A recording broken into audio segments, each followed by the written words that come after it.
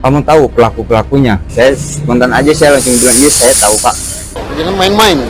Karena apa? Keterangan dia bisa menyebabkan orang terpidana sampai seumur hidup. Langsung aja saya tangkap itu yang namanya Mel-Mel sama Aib. Terbongkar, akhirnya Aib dan Mel-Mel sebut jenderal yang suap jadi saksi palsu kasus Vina. Sebelum lanjut, jangan lupa untuk like, follow, subscribe, dan share. Karena berbagi itu indah. Halo, selamat datang di channel Suara Hati Sang Istri. Berita kali ini kita bahas tentang ex-Kabareskrim bongkar biang kerok kasus Vina di Cirebon ini, kebohongan Aib buat hakim dan jaksa tertipu. Hingga kini kasus Vina Cirebon masih terus bergulir, bahkan kasus Vina tampak semakin rumit setelah tersangka Peggy Setiawan hingga terpidana kekeh tidak mengakui pembunuhan Vina dan Eki yang terjadi pada 2016 silam. Polemik kasus Vina Cirebon pun sampai disoroti sejumlah pakar dan ahli, tak terkecuali oleh mantan Kabareskrim Polri Komjen Purnama Susno Duaji. Baru-baru ini Susno Duaji membongkar adanya sosok yang jadi biang kerok dalam kasus Vina di Cirebon ini. Ex-Kabareskrim Polri itu pun merujuk kebohongan Aib yang merupakan salah satu saksi dalam kasus Vina. Susno Duaji mengatakan saksi Aib pernah mengaku melihat para pelaku pembunuhan Vina dan Eki pada tahun 2016. Karena kesaksian dan kebohongan Aib itulah membuat kasus Vina tersebut menjadi rumit, terlebih hakim dan jaksa sudah menjatuhkan hukuman kepada para terpidana. Mantan Kabareskrim Polri periode 2008 sampai 2009 itu bahkan menyebut jika hakim dan jaksa yang menangani kasus Vina itu ditipu oleh Aib ya. Susno Duaji menilai selama ini kesaksian Aib tak masuk akal. Aib mengakui bisa melihat wajah para pelaku dalam kegelapan yang jaraknya cukup jauh. Sebagai seorang polisi yang pernah menangani berbagai kasus kriminal, menyebut kesaksian Aib jelas merupakan kebohongan. Diketahui Aib merupakan satu di antara saksi dalam kasus Vina ini. Pada tahun 2016, Aib mengaku sempat menjadi saksi dan pernah dilakukan berita acara pemeriksaan BAP di Polres Cirebon Kota.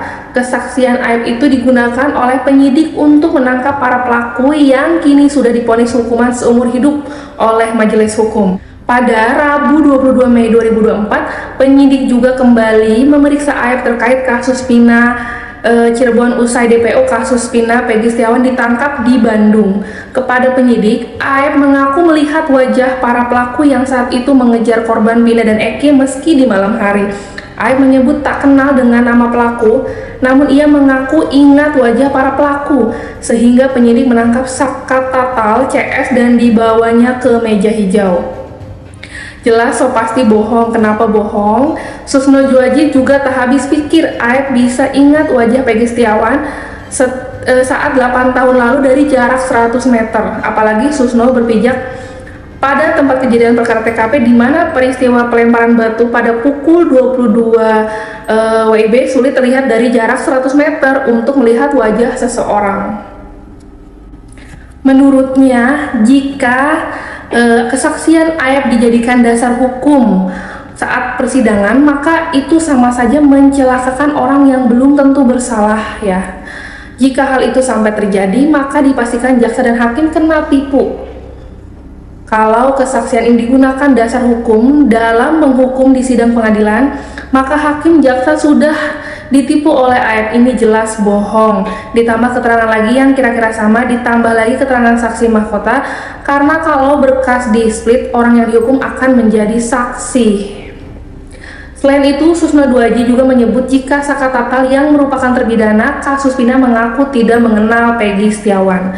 Sebab menurut Sakatatal, sosok Peggy Setiawan yang kini ditangkap wajahnya berbeda dengan foto yang ditunjukkan oleh polisi. Tak hanya itu, sambung dia kesaksian Suroto yang mengaku sebagai orang yang pertama kali menolong Vina dan Eki di flyover tahun lalu. Di titik TKP Vina dan Eki tewas berbeda, bukan di ujung jembatan, namun berada di sekitaran tengah jembatan. TKP-nya pun sudah salah menurut Suroto.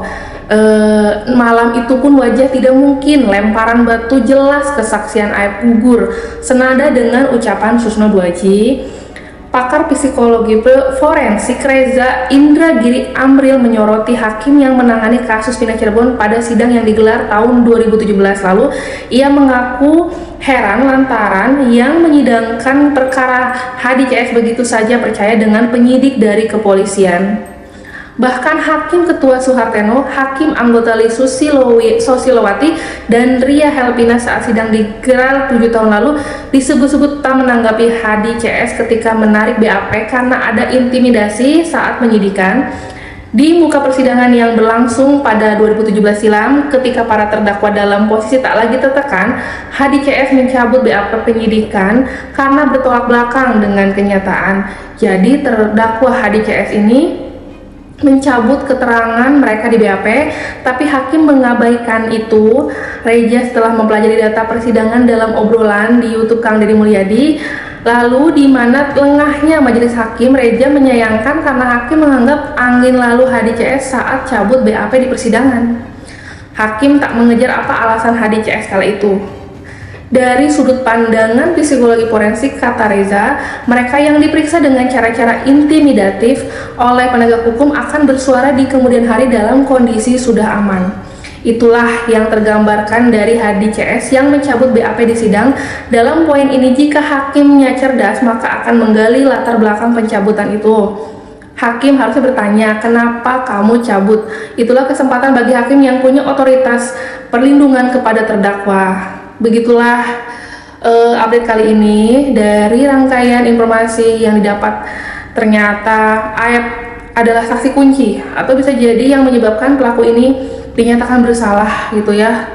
Sangat-sangat polemik dan drama di kasus Vina Cirebon ini. Begitulah, semoga ada keadilan untuk di tahun 2024 ini segera terungkap ya lebih dalamnya. Terima kasih yang sudah mendukung dan mensupport channel Suara Hati Sang Istri. Kurang lebihnya mohon maaf. Saya tutup. Wassalamualaikum warahmatullahi wabarakatuh.